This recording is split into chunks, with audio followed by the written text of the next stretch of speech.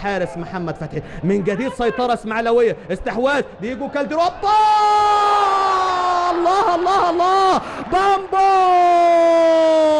الهدف الاول الموهوب. والله كرة القدم تعطي لمن يستحق وتعطي ظهرها لمن لا يستحق. كريم بامبو في المرمى، مدفع جميل في الدقيقة 7 من بداية وعمر الشوط الثاني، يتقدم ويكلل مجهوده هذا اللاعب الرائع وهذا اللاعب الموهوب بالهدف الاول للنادي الاسماعيلي. ادي الكرة، ادي بامبو، ما يحطهاش غير لعيب مجري، ما يحطهاش غير لعيب موهوب. ابراهيم حسن، جواهر ادي الاسيست الثامن لابراهيم حسن في الدوري المصري. صناعة الهدف الثاني الى اللاعب كريم بامبو ليسجل الهدف الرابع ليه في بطولة الدوري والهدف الاول للنادي الاسماعيلي. روعة روعة روعة، هي دي الكرات الاسماعيلاوية. والله وحشنا الاداء الاسماعيلاوي. قلت لحضراتكم